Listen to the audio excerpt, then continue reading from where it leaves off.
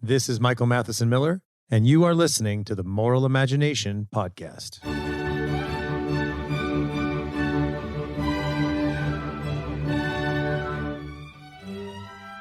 Thank you for listening to the Moral Imagination Podcast. My guest today is Seth Kaplan, and we're going to talk about his book, Fragile Neighborhoods. Before we get to the episode, thank you again for all of those who've written reviews of the podcast.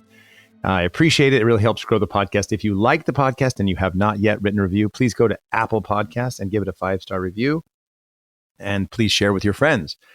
Thank you to those of you who've supported me on Patreon. That does really help me keep doing the podcast, so I appreciate it.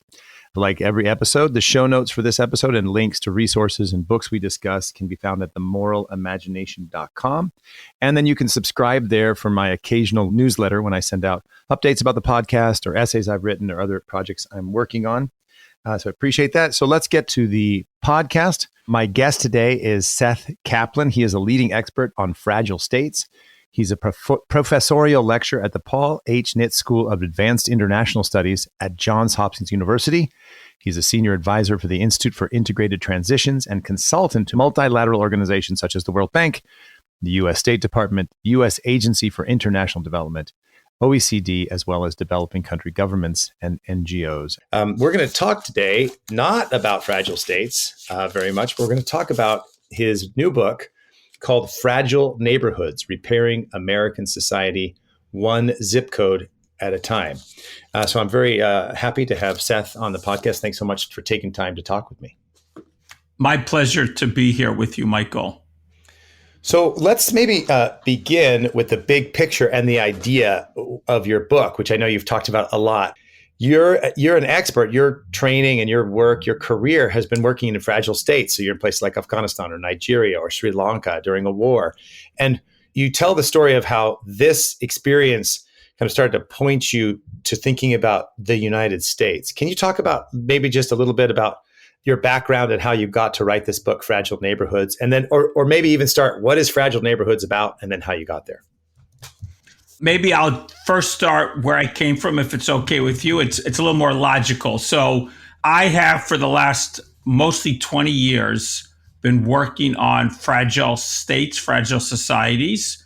Basically, those are countries that are chronically politically unstable, prone to violence, war, coups, instability, typically very poor, underdeveloped countries. About 1/3 of the world's countries are fragile. I've worked on roughly 35 countries, been in about 75 countries.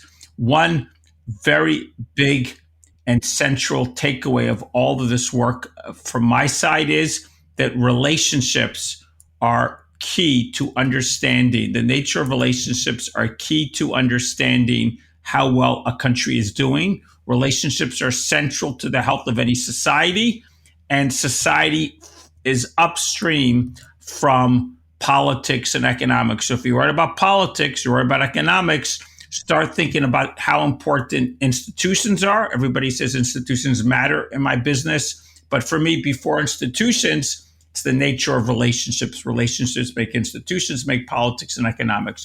Take that as a starting point. And I had developed a pretty good reputation as the fragile states guy, the guy to go to in Washington, D.C. And then 2015, 2016 comes, and you know what happens in our politics. And a lot of people get anxious, especially in Washington. And just out of the blue, without any prompting, over and over again, I kept being asked, is America becoming a fragile state? Now, as someone who had just come back from Sri Lanka, Africa, Middle East, this question didn't quite make sense. Our institutions may not be perfect, but they've been around for hundreds of years. We have a very strong civil society, and we have great technology, dynamic businesses. We're materially very wealthy compared to most places. But if people keep asking me, there's something there. So I started on this journey. For me, anytime I want to go study a country, it's a little bit like a journey. My life, you could consider as a series of journeys. So I went basically visit lots of places. I spoke to lots of people. And of course, I read and read and read.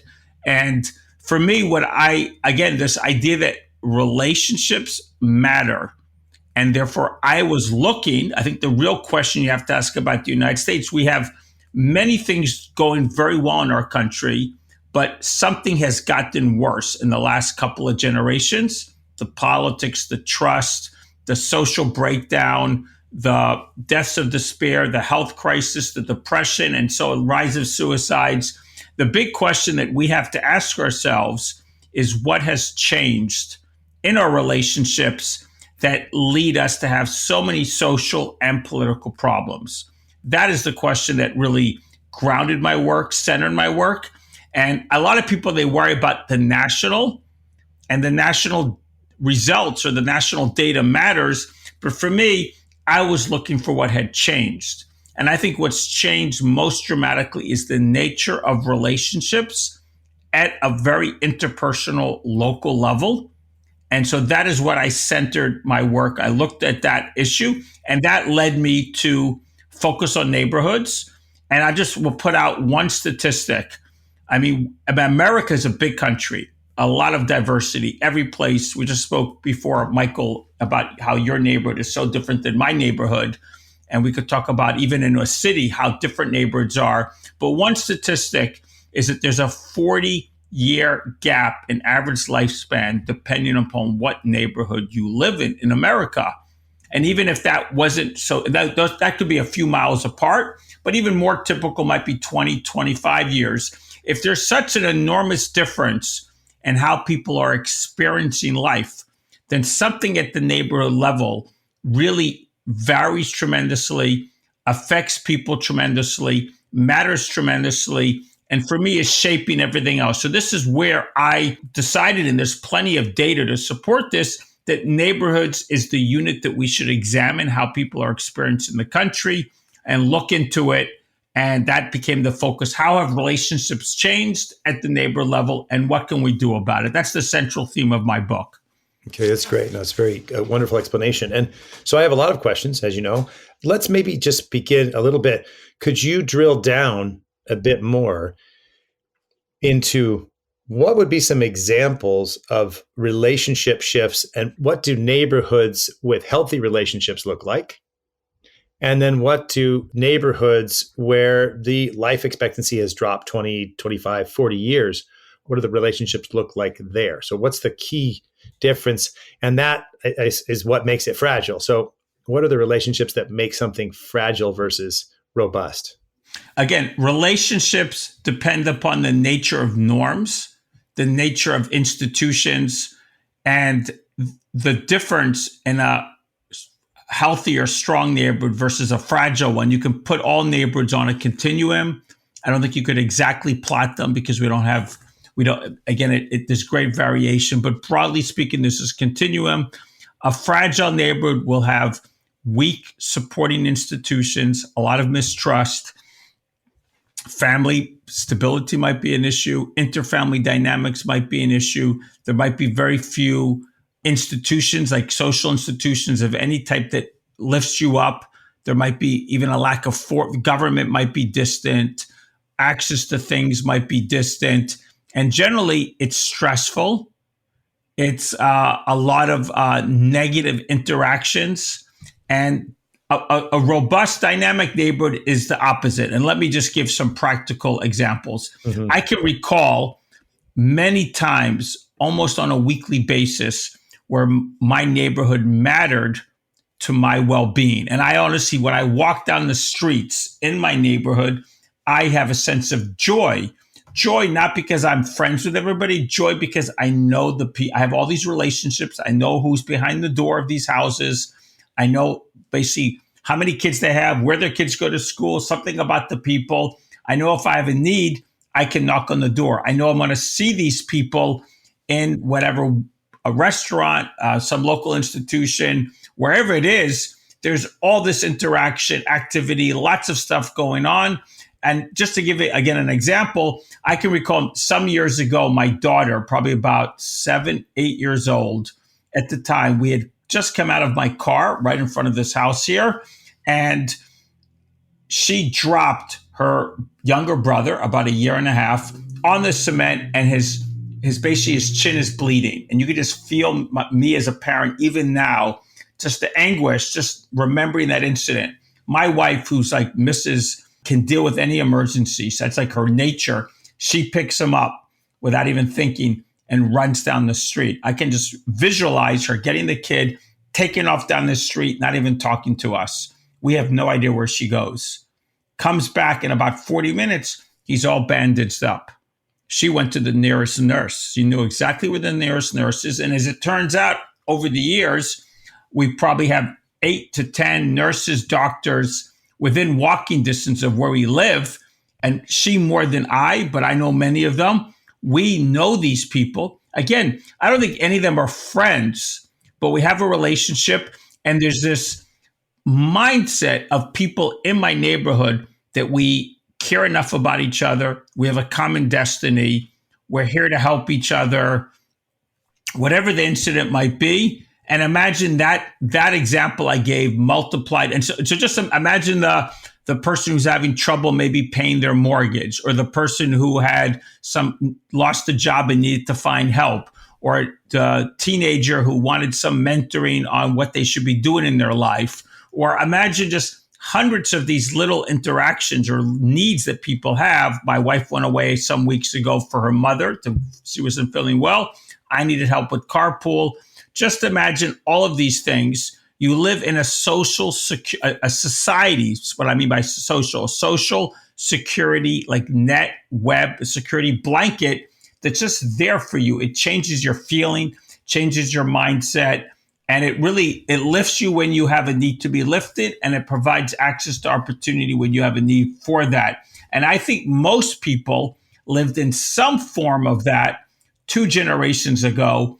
And then most people today do not. And that is the dramatic change. And that's why people are vulnerable, at risk, and they're forced basically to go to government. And government can help with some things, but it certainly can't help with most of the things I've described. And neither can your phone. Yeah. Okay, good. We'll talk about your phone in a minute. So like one of the things I'll sometimes, this is as a big picture description. So I directed a film years ago called Poverty, Inc., which is a kind of a critique of global humanitarianism, and just talking about the need for institutions of justice. And so one of the things I'll say is like, when we look at poverty in the developing world, and this is not necessarily like the most fragile states, but poverty in the developing world broadly, you see that the poor people aren't poor simply because they lack stuff. Poor people are poor because they lack access to the institutions of justice that we often take for granted, like clear title to land, ability to register your business in the formal economy, ability to get your court case heard, all these kinds of things that like we can just kind of get done more or less. And this is the fragile state versus non-fragile state point as well. But in the United States, and perhaps in parts of Europe as well, the poverty is not so much that you don't have that access, not that it's the same, but that you lack access to what could be called social capital, right? Like whether it's the kind of things you just described, right? So for example, I got hurt. There's a doctor I know, or I know a lawyer. I have a question about law. I have a question about all the little things you gave examples to. And that there's both bonding social capital problems and also what sociologists call bridging social capital. So that is a bridge for me to get, say, an opportunity, a new job, a new connections or information. And it seems that one of the big problems that people have, poor people especially have today, is they lack this social capital, bonding and bridging. And even if they have bonding, it may not always necessarily be the healthiest. What do you think about that articulation? And then you've done a lot of work on this. Could you maybe go into that a little bit more detail?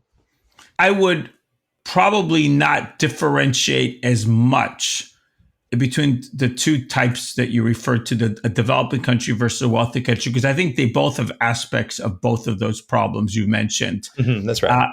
Again, if you live in a country that's politically unstable and there's conflict and there's war and there's really bad government, there is a great limit to what you yourself can do to rise up. Besides, that's why people immigrate. A lot of people migrate. They leave the country because they don't, everything that they could be doing is right.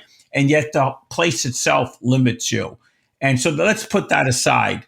What you referred to, the developing country, the problem of property title and finance and all that stuff, sounds very much like Hernando de Soto, a very famous economist from Peru.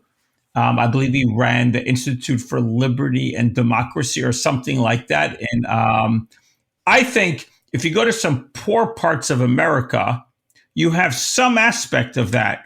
You have a difficulty in accessing finance. I'm just thinking of someone I know who works in a neighborhood in South Dallas. And basically, it's like not a huge neighborhood, 5,500 people, very poor, lots of challenges within the neighborhood, but there's also the challenges that anything you want, from government to healthcare to finance to even a good restaurant, does not exist in the neighborhood. So Right. something about the physical place and the people's access to different things, it's limiting. And then when you talk about bonding and bridging, I mean, I certainly have researched and write a lot about that. I would say that both bonding and bridging tend to hold back people. When I write and when I talk about this, the problem of relationship poverty or social poverty, I am differentiating between economic and social. And I also want to argue that you can be materially well off, socially poor, and you can be materially poor and socially well off. And I think when you talk about bonding and bridging, explain some of that. If you are materially well off, again, you can use money to solve many of your problems, and you likely have some access to some bridging network that helps you get ahead, but you may not have many close relationships.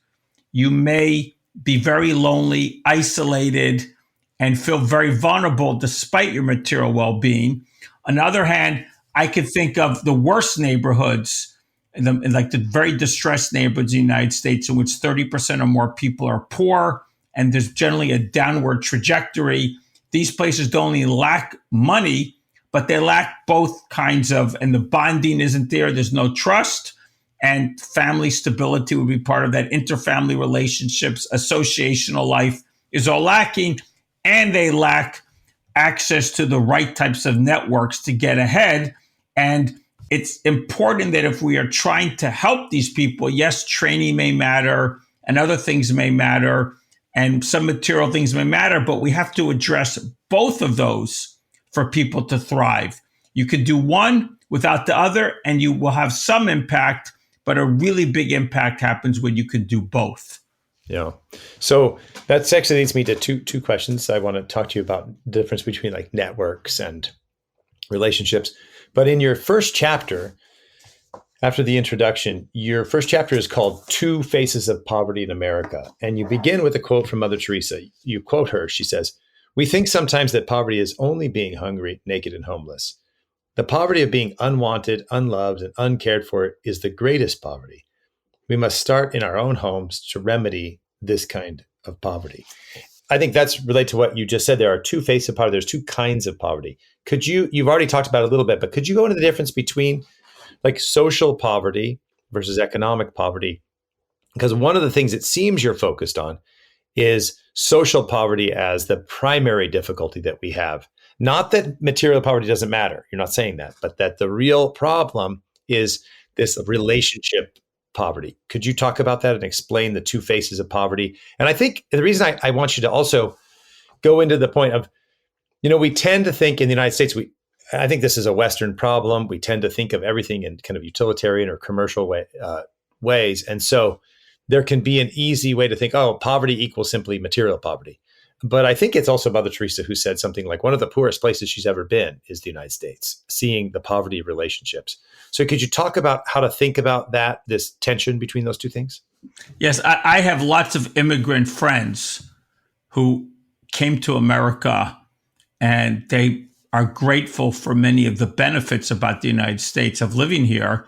But certainly one of the things that they wish was better was the social relationships and dynamics. And they feel a certain amount of social poverty, even if the life is safer, opportunities greater, their material well-being is more. So I do think it's a widespread observation. So I think we can think about this in multiple ways. Think of think of like, since I used the example of immigrants, you can find immigrant communities who come here they're very poor. They come with very little, but they have very strong social cohesion. And they are working together on a daily basis to help each other. And it was a really famous study, which many people know, about the 1995 heat wave that hit Chicago. It was an exceptionally hot time for several days.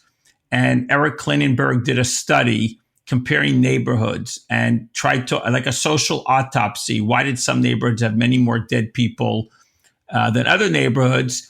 And he draws this stark contrast between two neighborhoods that were equally poor. One was actually an immigrant community, or more an immigrant community than the other. And even though equally poor, one had very few deaths and one had a lot of deaths. And the big difference was before the crisis, just think COVID is a crisis. The heat wave was a crisis. The strength of your social bonds, your connectivity, prepares a place, a neighborhood, a community for the challenge that crisis will bring. So before that heat wave hit, that neighborhood that did very well, had very few deaths, they had more small businesses, they had stronger interpersonal relationships, they had stronger norms. There was all these things going on that made people connected to each other. You might say the neighborhood glue was stronger, and therefore they took care of each other. The other neighborhood was more isolating, less connectivity, lots of things that brought people together, and therefore a lot more people died simply because nobody took care of each other. And so that is a clear example where it's not the material that matters, it's the social. There's similar studies about the tsunami in Japan. It's like a natural experiment. All those towns on the coast, why did similar towns that were affected in similar ways by the wave have such different results? Because the towns that had good cohesion before, people went back and brought the more vulnerable out. And those where there was low trust and low support, they had many more deaths because people simply did not have the same norm of care. So, I think on the other hand, you can go to materially well-off places. Some of them are socially thriving.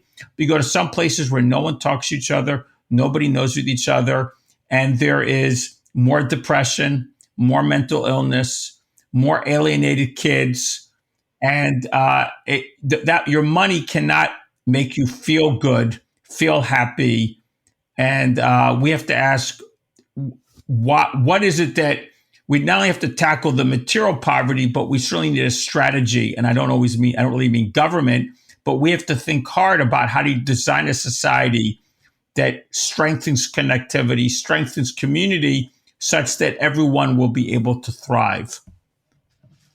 No, that's very helpful. One of the things you make this distinction is between, how do you say it, between networks versus community.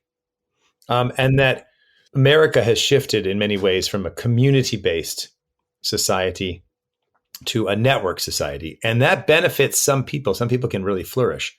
Now, as you point out, some people who flourish in networks are still lonely and unhappy. Okay. But other people are really left behind because they're more communal versus network. Could you walk through that? And, we've talked about the work of Chris Arnaudy, and Chris has been on the podcast before in his book, his book, Dignity. And he makes the difference between what he called front row and back row America. And he talks about that this community element is also really important. Could you go through the network versus community distinction? Because I think it's a very helpful one. Great book, great author. So good. Always happy to be in the conversation with Chris Arnaudy. But I would say the key thing to understand is historically, it's not only America, historically, people lived in place-based communities. They shopped locally, they prayed locally, kids went to school locally. We didn't have cars. We might have had other transport. From the 19th century, there was public transport and things like that. But for the most part, people lived in physically bounded places that were distinct, and that organically created us relationships, organically created a sense of common destiny, organically led people to have a sense of purpose that they could contribute, add value. I mean, this wasn't true everywhere. And there were many problems with that world. For example, discrimination. I mean, blacks were redlined into certain neighborhoods. But that was the design of society organically, without much thought. It was even reflected in urban planning. You go to older cities in many, many parts of the world, just think Italy, and the whole landscape is designed around neighborhoods, neighborhood church, neighborhood public square, everything. And then post World War II, we planned for a different development model. That's urban planning, but also things become nationalized or regionalized. Government becomes more centralized. Social institutions become professionalized into nonprofits that are more distant. And the car, of course, and technology changes everything about how we live. And the result is that we also open up a lot of constraints on people, whether it's race, gender, other things.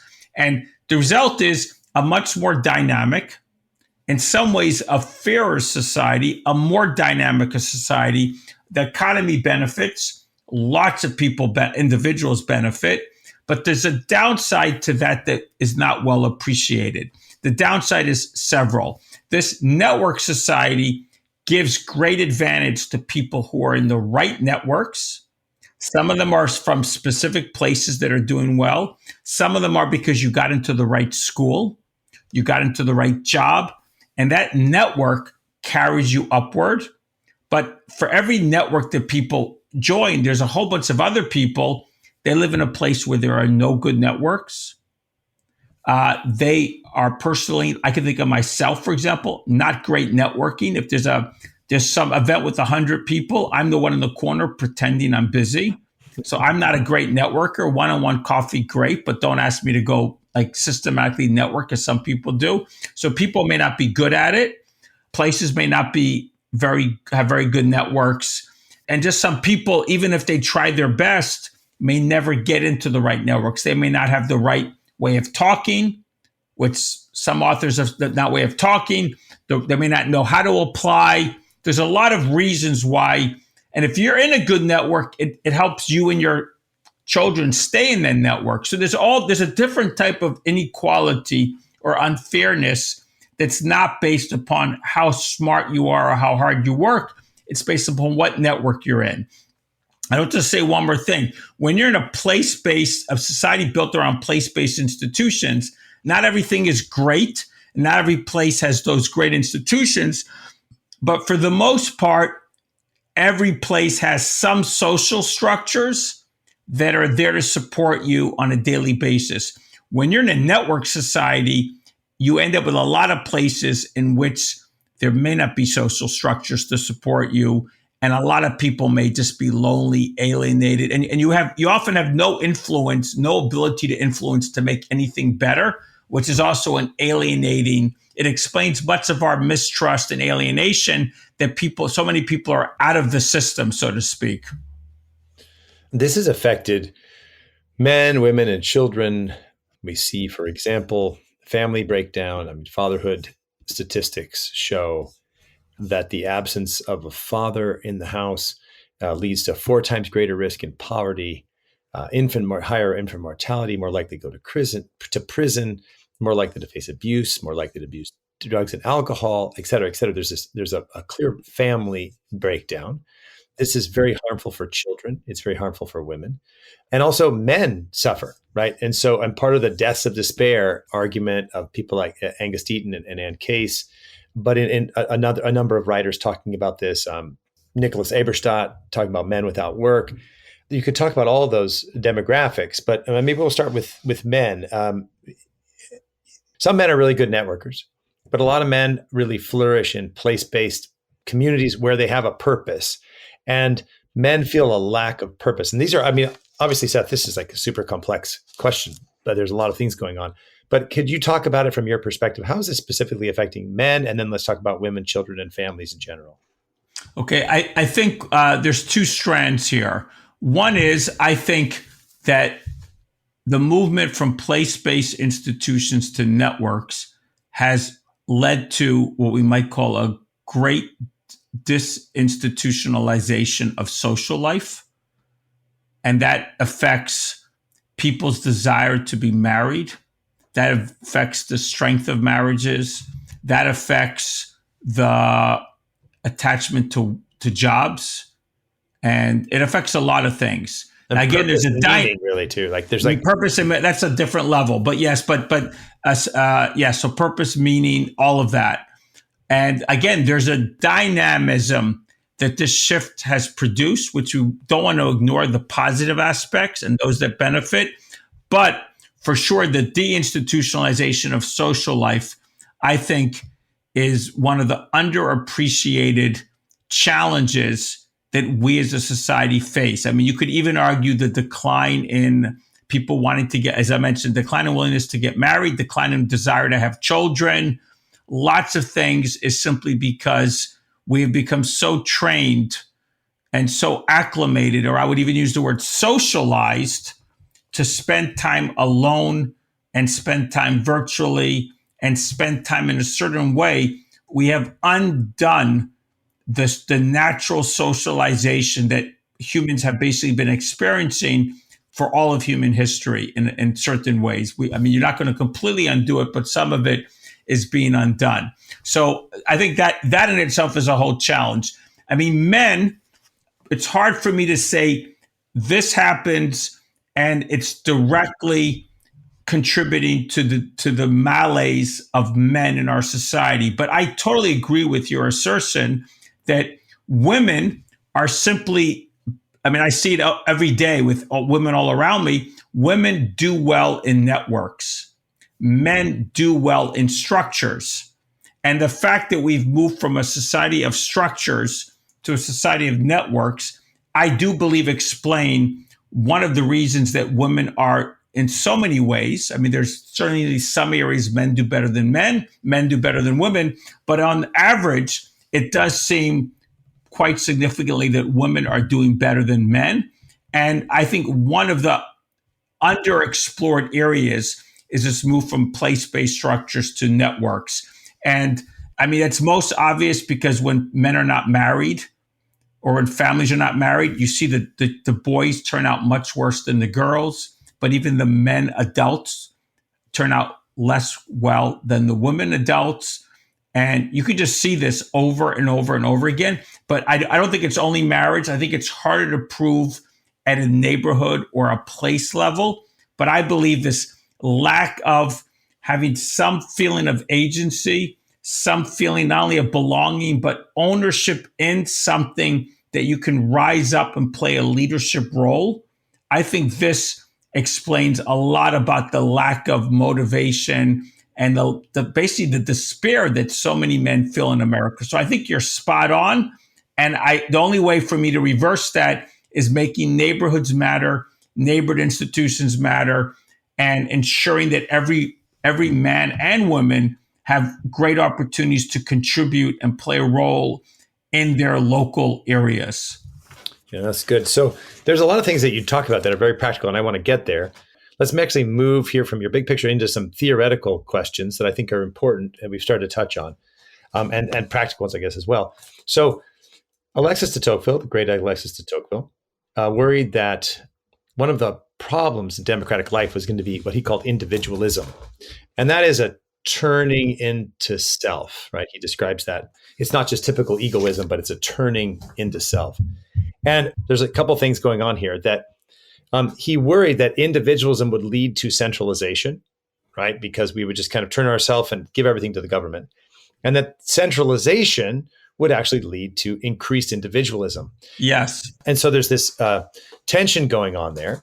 And then I think if you add, so I'm going to break this up into a couple parts. So if you add the, say, technology that you brought up a couple times, right? Looking into our phones, have you talked about some of the work of Jean Twenge and her work on which we could talk about. You have a lot of forces towards individualism going on. And then we say, okay, well, we see political problems. So back to Tocqueville for listeners. I know you know this very well, Seth. But so Tocqueville then says, okay, well, how do we fight these tendencies? He says you need local politics, civil society, and religion. And I want to talk about all three of those. This because it gets you out of yourself and engaged with communities. And so a couple of things you've brought up, and this is I know I'm asking a lot here, is one, you've talked about the shift from nonprofits to becoming professionalized, so that instead of community people helping each other, it's more professional nonprofits. So that's an issue. There's the technology issue. And then there's the government issue. And I mean by that, say, for example, the Great Society, right? So the Great Society of the Johnson administration, this idea that we're going to make sure there's a social safety net, that we're going to make sure that people don't fall through the cracks. What did happen, intentionally or not intentionally, what happened was it oftentimes crowded out those neighborhood associational elements. And I think you explained this quite well. We began to attach services to the individual instead of to the family and the community. And so a whole host of forces from the state, from the economy, from technology, and then just democratic life and the desire to be individual. I had a long podcast with Carter Snead about expressive individualism and this idea. So there's philosophical source, there's a host of sources, but I know that's a big picture theory, but I know you've thought about this a lot. Could you talk maybe a little bit about the impact of government, technology, and this move of individualism and how we should think about it? You're right that the Tocqueville talked about it. I think many other people also talked about it, people on the left and the right. Yep. What I found, one of the insightful books when I did this research, and again, I read a lot of books, Erich Fromm, discussing the rise of fascism in Europe. And he wrote this around 1943. So World War II is still raging. And he is asking, how did such developed countries ended up wanting such authoritarian leaders? And his argument is so similar that basically something about society had developed that it freed the individual, but also gave the individual. So there was the removal of certain constraints created these benefits, but it also created downsides because there was a longing, and that by diminishing these institutions, the diminishment of institutions freed people, and yet they ended up longing for strong leader as a replacement. So it basically created two contradictory trends that both were the result of the same cause. And I find there's a certain line in there that I don't recall the exact wording, which is really, really good on this. So I think we have the same challenge in many ways that he refers to. Can I add one thing before you go? I don't want you to lose track. But also, and we've talked about this, Robert Nisbet calls it the quest for community, right? In 1950. The quest for community, yes. He writes at the same time period. And Durkheim earlier looking at suicide, right? 1890s, yes. That you're kind of alone. And yes, so yes. These things I think are there's, as you said, there's a lot of thought about this, but keep going, please. And I'm going to find that Fromm quote. So you got to find the Fromm quote. So there is, we're talking about from industrialization, urbanization in the United States case, mass immigration, these great changes to society, and how society responds to ensure that people still have a sense of community and belonging, which are essential to human well-being. We need to make it clear that without belonging and some sense of community, people will not do well. And I think that's proven over and over again in human history. Now, there was a whole wave of change in the 19th century, and society responded by building a whole slew of new, innovative, social, basically what I would call translocal organizations that had thousands. Some of them had 15,000 local chapters, and then they were combined into state and national organizations. The key point was that the Putnam local society, according to a scholar like Thedescopel, really was a lot of translocal. Yes, there were some independent, autonomous, spontaneous, but a lot of it was organized nationally. And so there was that, and that worked for several generations. And now we've had, so back into the causes of change. So I think we are living in an age, partly because of globalization and changes in the economy, partly because of the rise of technology, partly because of changes in government, and we could go on, partly because of so much the professionalization. I mentioned deinstitutionalization of social life. There's, on the other hand, professionalization to some extent of everything in society. If it's not, a lot of things that were informal now are formal, organized, large, and involve doing to others or transactional versus doing together, which there's no sense of building fraternity, building trust, cooperating. All of these things happen in parallel, which means that the countervailing or the counterbalancing forces to ensure society is strong enough to ensure that we have a healthy society become that much harder. And so I believe we've been under pressure for a couple of generations. And the big question, which my book attempts to do, is to at least show a way forward. What would it look like if we were to innovate in terms of social life, innovate in terms of, we're not going to change how people interact, but innovate in terms of institutions, social entrepreneurs, social initiatives, social structures, organization of the physical landscape. What can we do to innovate to restore some of the key social institutions and conceivably develop new social institutions that are fit to the age, that restore this sense of belonging and community across what now is a much larger country? We're 330 million people, and compared to the progressive age, we're from east to west, much, much larger. And so I mean, this is what I attempt to do. And I think each of those factors are important.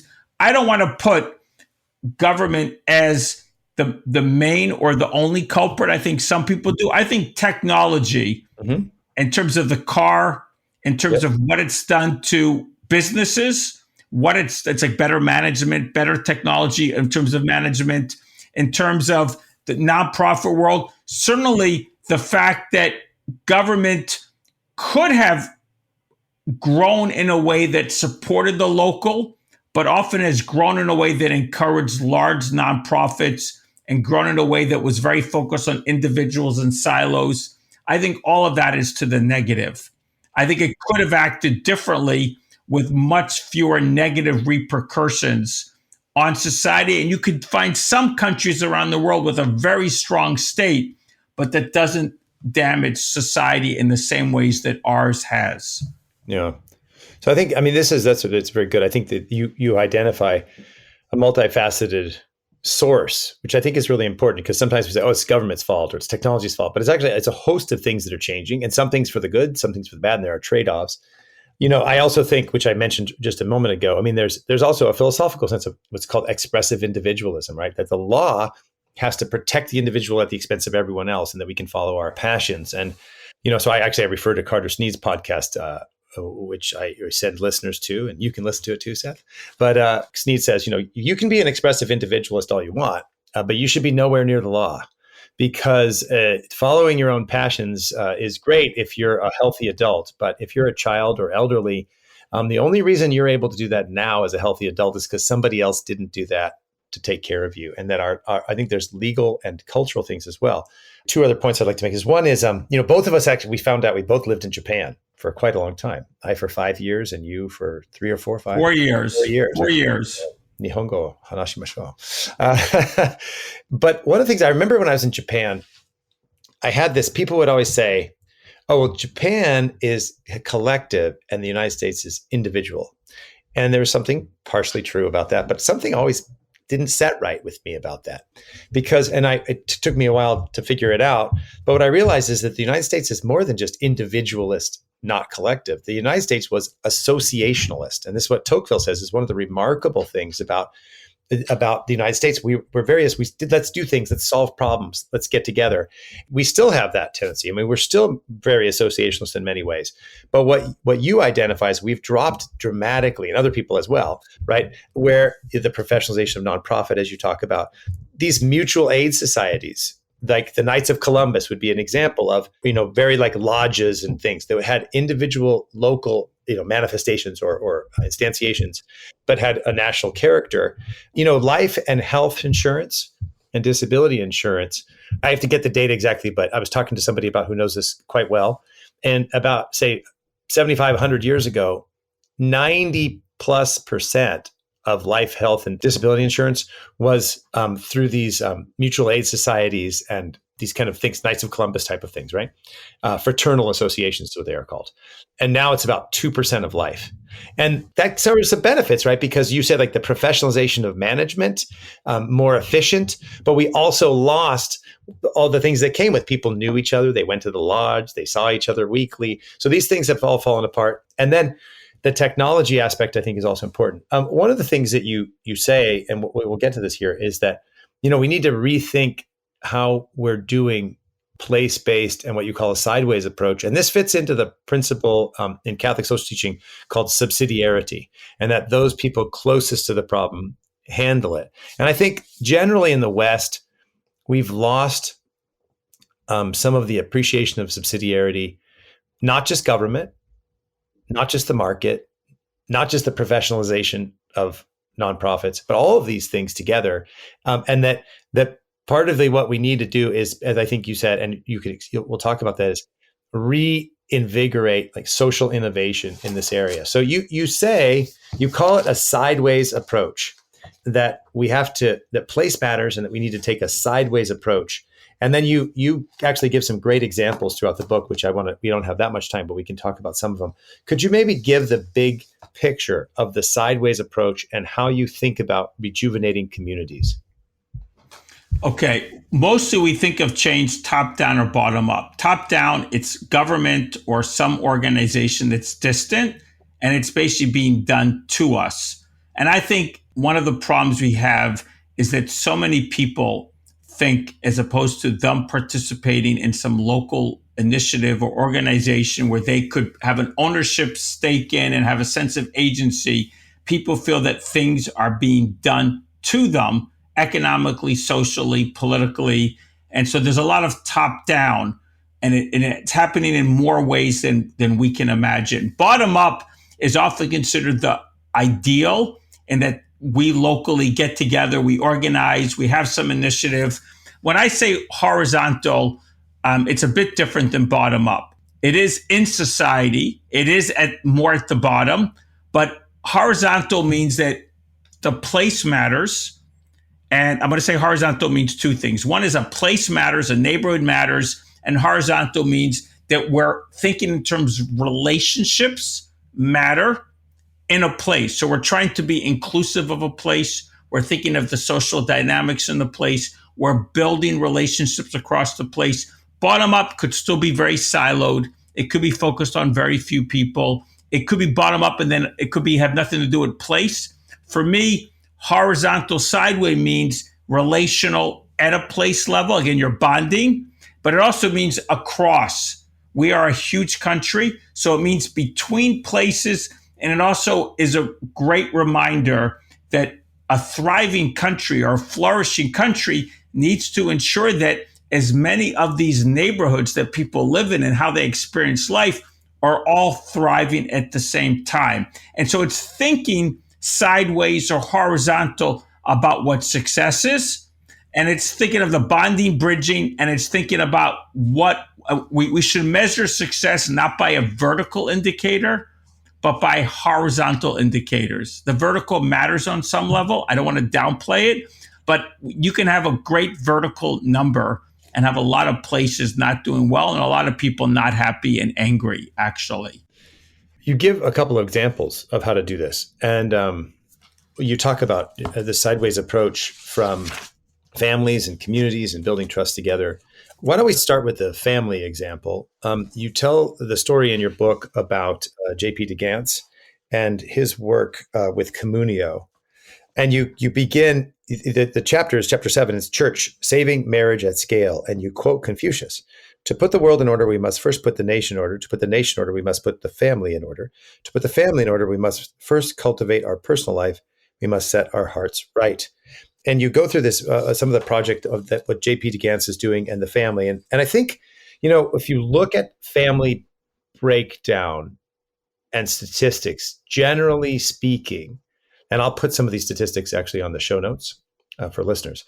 But if you come from an intact family, your chance of being in poverty is like 3 to 5%, maybe a little bit higher. Whether you're white, Hispanic, African American, generally speaking, if you come from an intact family, this is one of the most important indicators and predictors of poverty, but also a host of other social successes, if you want to call that, and what I would call social and human flourishing, right? Beyond the economic, right? Much more beyond the economic, but really human and social flourishing, leading a good life. The family is an essential element. So let's talk about the family. You mentioned some of the problems in America, right? You talk about how Charles Murray points this cultural divide in marriage. You see it's not just the African-American families, but white families are also declining. It's not just urban families, it's also rural families. And you talk about, this is a quote from you, both biological parents remaining in the home is therefore arguably the most important single tool for preventing social breakdown. And despite this, we have huge numbers of children that are not being raised with their parents. Can you talk about this? And then maybe talk also about some of the work of J.P. DeGance and some of the sideways approaches to this problem. Yeah. So one of the most shocking, there's a few shocking statistics that I came across when I did research in these many years. One is the number of people dying of drug overdoses, twice as many in 1 year than 20 years of the Vietnam War. Totally shocking, never receives any attention. Unbelievable that it's not in the news every day. But the second is the way children are being raised. And I'm a big proponent that marriage matters and a big proponent that strong families matter. But what's interesting is the biggest difference between the European Union and the United States. The European Union is not quite as wealthy as the United States, but it's the easiest comparison to make because it's roughly, it's a bigger population, but similar scale, many countries, similar scale, Western values, Western ideas. If you look at the marriage rate, the children growing up in married or unmarried homes, the difference between the United States and the European Union is not great. I think it's 3 percentage points. But if you look at the statistics for children growing up in two-parent families versus one parent or no parents or whatever it is, the gap is, if memory serves me right, something like 16%. And what you're learning, don't quote me on those exact numbers because it's not in front of me, but what's shocking is that there is a general trend in our country to be open to all types of families. And I certainly want to be open to all types of ways to support kids, because having a kid and as a parent is the single biggest responsibility in my whole life, without a doubt.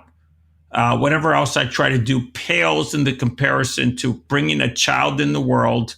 And I just feel whatever else is there, that is a type of obligation I have to that child that nothing else matters. And if that means suffering a little bit more in my relationships, my family or my career or my friendships, whatever it is, it's essential.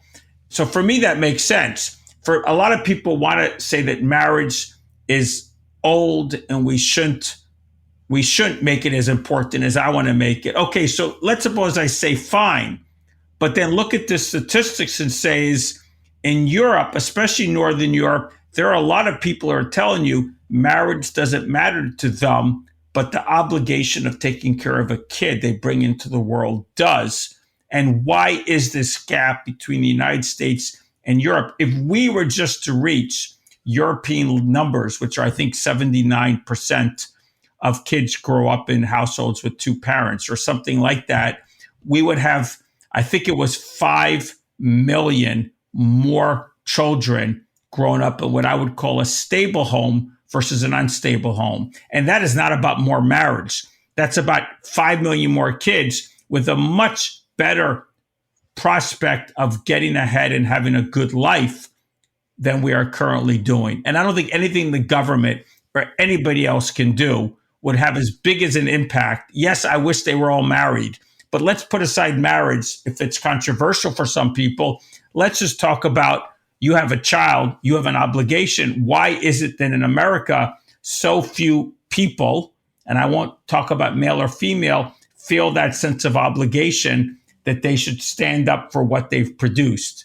That to me is the most shocking part. And as you mentioned, the data on everything from grades to mental illness to chance of getting into trouble with the law to social mobility to poverty to basic health, it all is an incredible difference between that stable, especially marriage, but let's just say stable two-parent family and unstable home, which is not only one, I mean, in America, 1 out of every 33 kids have neither parent in the home.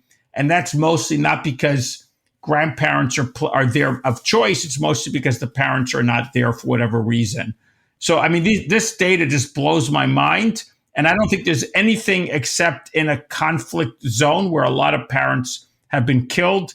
There's nothing in a stable, politically stable, wealthy country anywhere in human history that has data like this. Yeah, this is a big deal. And it's tied to a lot of things. It's tied to sexual revolution. It's tied to politics, government, technology. And again, many of those things happen in Europe. Europe has a bigger government. Europe had the sexual revolution, yet something about our norms or our sense of it's simply, I just feel Americans in general feel a much less sense of obligation to one another. We talked about some of this earlier. And the fact that it extends in certain populations to their kids is just, for me, very hard to swallow, to be honest. Yeah, it's a very big problem. And we could spend a lot of time on that. And I didn't, so I could answer your question. So JP DeGans, let me go to JP DeGans. I'll ask you about Let me go. Sorry, I can get very emotional about that topic because I look at my kids every day and I feel for other kids that don't have parents there every day for them. So JP was doing policy work. He was very involved, thinking he, like a lot of people, I'm going to somehow change the world by changing the policies. And I mean, he was happily married. He had a couple of kids. He was on his way to having 8 kids, good Catholic family, good Catholic church. And one day along the way, JP's sister had problems in her marriage. I mean, I think it was ongoing for several years. She decided she couldn't take it anymore. She left the marriage. She was not in a good state to take care of her kids. And JP's wife in particular stepped up and says, JP, we have to take care of these kids. They brought the 4 kids in. They weren't so small, but they were whatever age. And they thought it would be short term. It ended up being long term.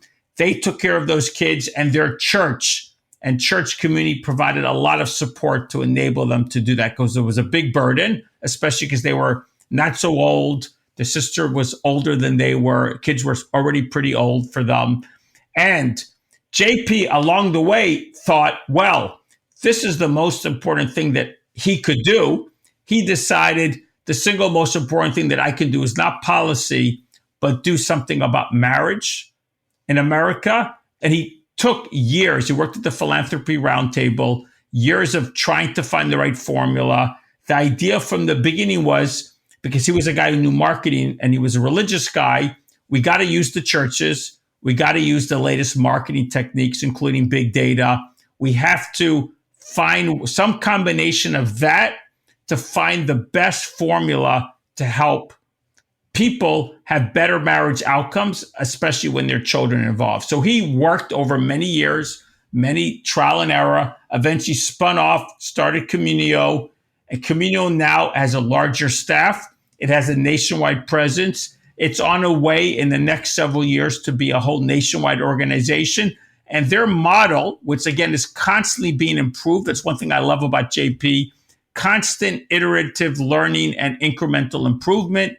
He basically works with churches, and they basically use big data to analyze where there's the vulnerable in their neighborhood, people who what is on people's minds, what are the risks of people getting divorced, or possibly singles not getting married, especially if they're going to have kids, and has this whole idea of, this whole model that he's worked at, that he's proven in a couple of places, of getting the churches to, most churches talk about relationships, but spend very little money, very little resources, and are certainly not very systematic. So he is helping churches learn the best techniques, the best tools, the best training, the best classes, invitations, mixture of programming, everything. And they're all learning from each other. And he's such a brilliant guy with the idea that only churches and this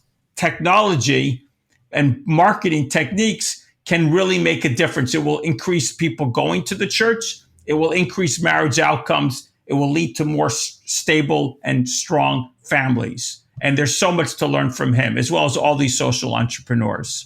Yeah, that's great. Yeah, you actually say, JP found that you said, quote, 80% of evangelical churches and 82% of Catholic parishes and 94% of mainline churches report spending 0% of their budgets on marriage ministry.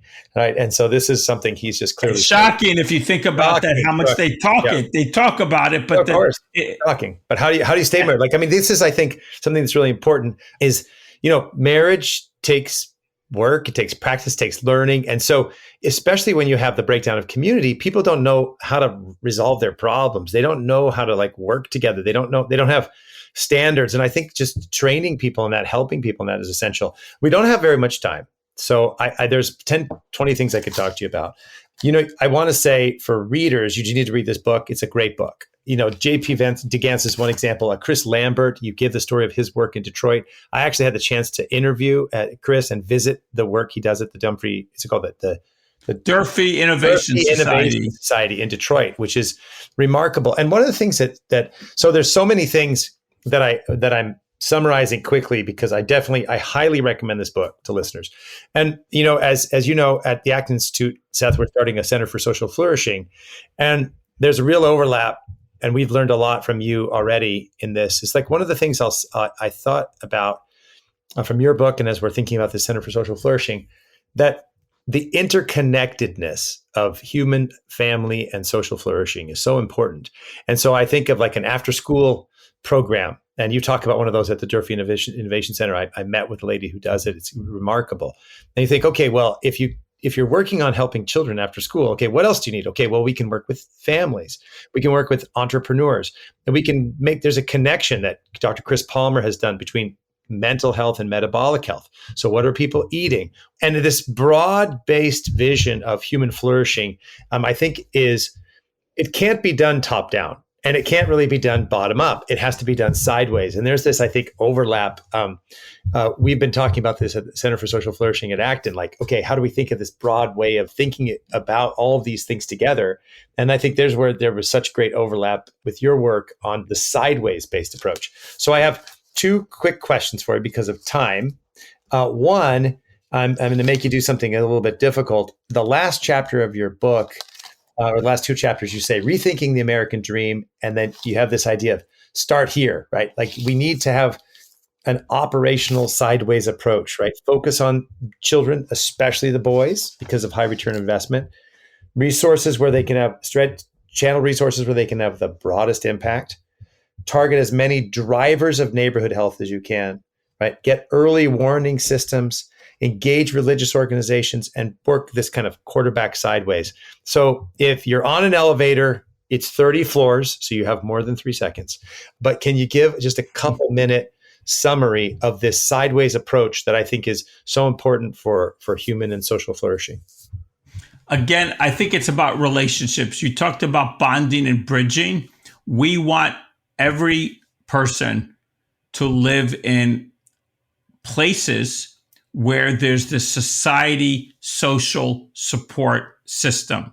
That's family, that's interfamily, that's local institutions, churches, schools, associational, but a lot of it's informal, neighbors knowing and supporting neighbors.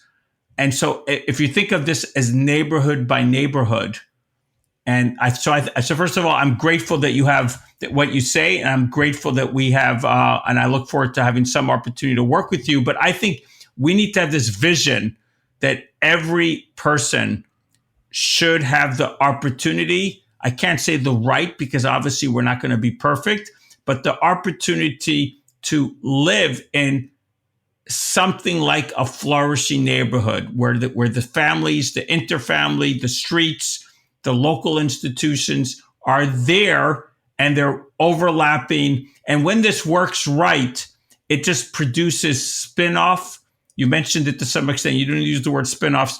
When a lot of people are this overlapping set of institutions that people are embedded in, it's like embodied relationships embedded in a series of overlapping institutions. That was a bit of a mouthful, but when I didn't even pay you to say embodied, embedded, because that's a theme of this podcast. So you see, it's perfect. I almost try to avoid these terms for most Americans, so I'm glad it fits here. But embodied relationships embedded in a series of overlapping. The overlapping part, I think, is really important because when it's overlapping and it begins to create a web, that's where the trust, that organically built trust, that organically built willful interdependence, and then a lot of spin-offs just naturally. There's something happens, there's a spin-off. Somebody feels a need to start something.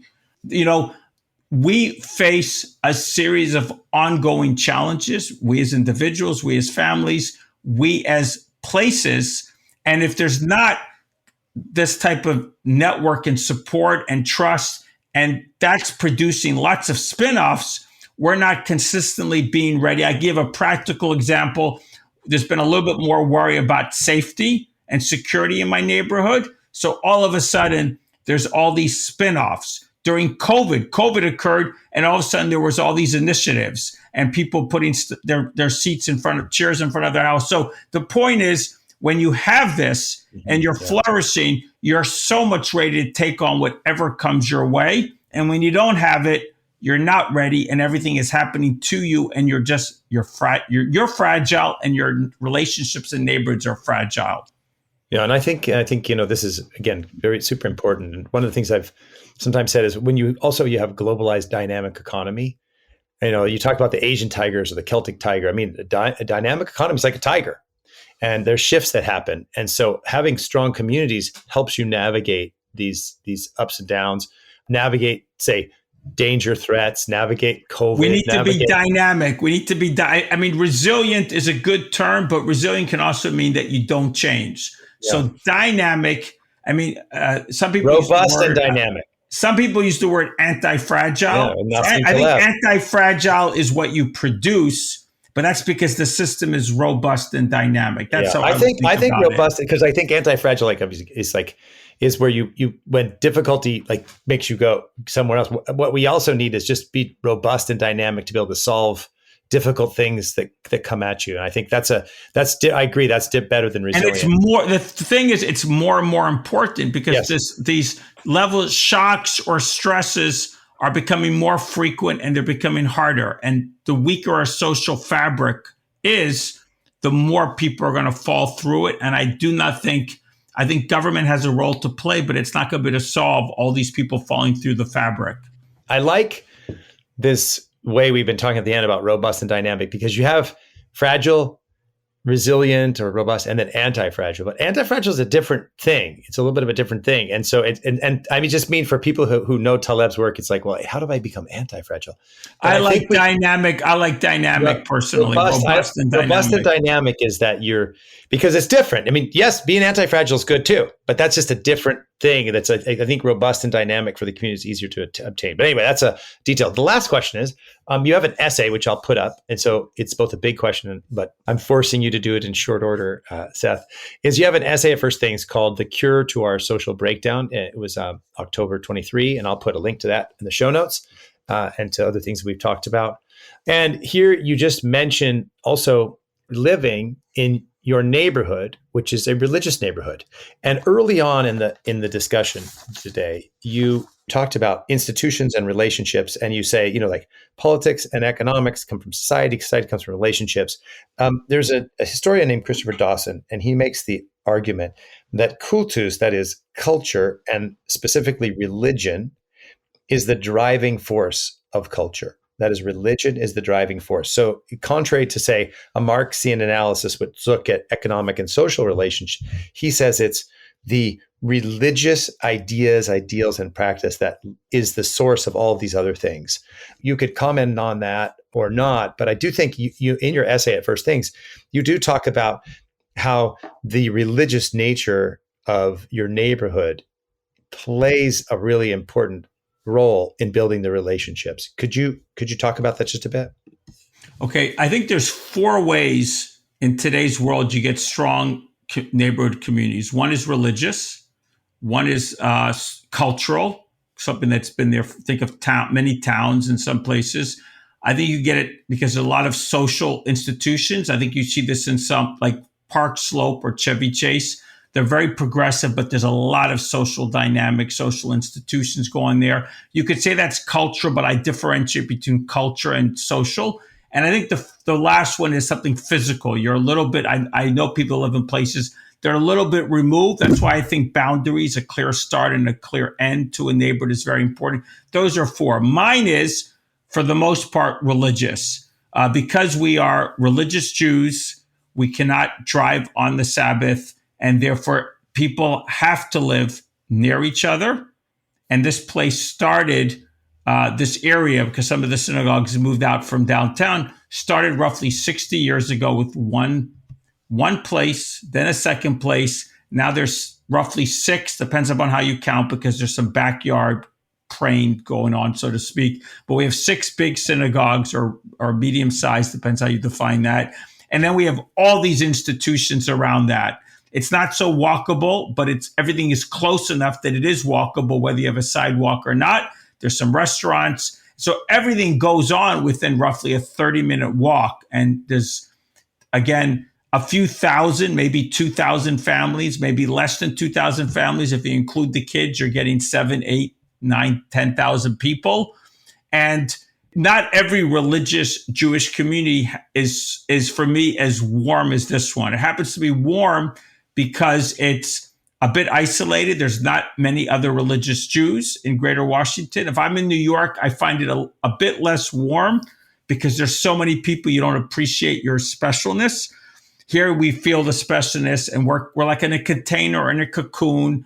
And it's just the feelings, again, you have being with each other and knowing each other.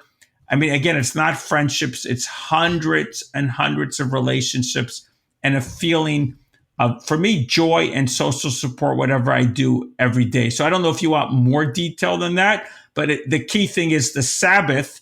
And I think I'll just mention for Christian listeners, I mean, I've tried hard in these months to reach out to Christian audiences.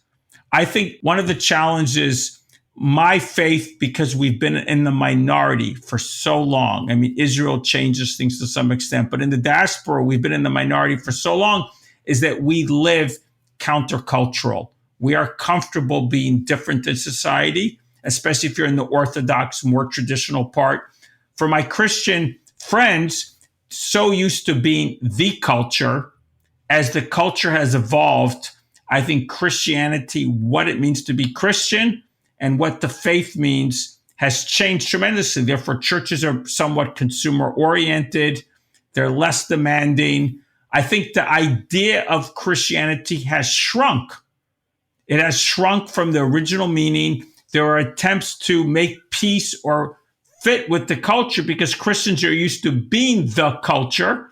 And I think for Christians to thrive in the world ahead, today and in the world ahead, they need to be much more countercultural, and they need to reclaim community as a core element. The understanding, creed matters, ideas matter, but it's got to be community. And that's why place matters. And to the extent that the church, the Sabbath matters, it's one of the few ways I can think of Sabbath and holidays, bringing people together in a thicker way. So it's not just 2 hours, it's all day. And even if, I mean, for me, all day can mean, besides praying and meals, I just sit at home and read for hours. I mean, I'm not the most social person, but there's no phone, there's no technology, there's no cars, there's no cooking, might make a salad or something. And I don't think if Christianity, for it to do well in the future, I think, again, communities, countercultural, it's got to set itself up as a different model than the model that has worked over the last 2 generations, in my very humble outside opinion. Well, that's such a great answer. I didn't expect it. I don't think I could agree with you more. I think that's super well said. And you touched on some really deep things. I mean, I think I was going to ask you, like, what do we learn from your community? Well, you can learn associationalism, you can learn countercultural, and I think you can learn, in a sense, this Dawsonian point. I was talking to my children as we were getting ready for the Christmas holidays, right? We were talking about the importance of, okay, the house gets clean, it gets decorated, you dress up nicely. Why? I said, what kind of person lives the exact same way every single day, 7 days a week, doing the exact same thing, never dressing differently, never stopping, never pausing? Well, it's a slave, right? And that there's something liberating and free about pausing, having religious liturgy and worship, that I think that's very deep in human life. And then that connects into the things that we've been talking about of human beings have a social nature. And so we're unique, unrepeatable individuals. And so, to use religious language, we're created in the image of God. We are endowed with reason and freedom, and we have a social nature, and we flourish in community. But as individuals, we're not radical individuals. We have to have communal relationship and support, and this is how we flourish. And I think that's not just a network. It's a place, it's association, it's culture that and communities that make moral demands on us and help us live, I think, a flourishing life. So I loved your last answer. I found it inspiring and to me, and I'm grateful for it. And thank you so very much for taking time. Speaking of the Sabbath, you have to get going soon. So I'm really grateful, Seth. So grateful for you taking time. Really recommend to all the listeners the book, Fragile Neighborhoods, and your articles. And then anything else that you'd like to say, like where can people follow you? Any other recommendations of reading that you suggest to the listeners? So first of all, you can always find me through my website, sethkaplan.org. If you need to find me, go to the contact page. You can find me on LinkedIn. It's the one and only social media that I'm active on.